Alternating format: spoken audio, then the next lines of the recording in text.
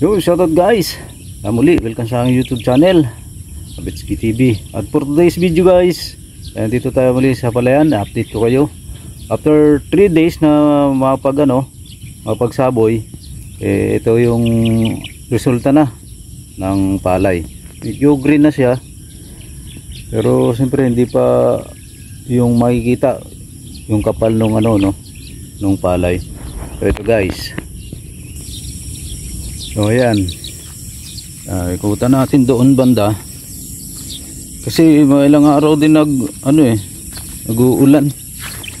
Doon ako na dahil mababa doon, so pag umulan napupuno, so baka inaanod yung binhi. So ito, so dito banda yan, medyo maganda yung niya, tubo.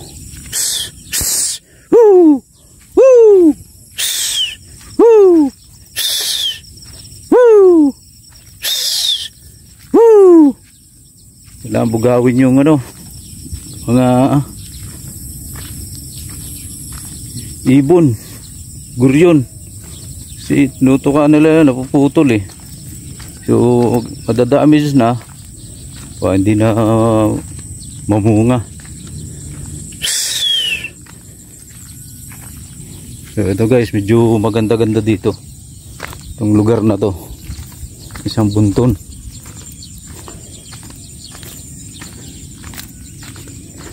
Mahirap kasi pagka ng ibon eh, ubusin yung binhi, so hindi natutubo.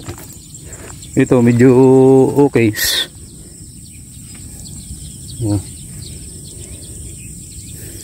So after 3 days siguro guys, ko kayo ulit update kung itong banda dito kumapal na o tumubo na lahat. Ito approve ako dito, ayos to. So yun guys, see you again sa susunod na update. God bless po at maraming salamat sa panonood. Bye bye. Oh, let me up with a bright smile on now. Me in the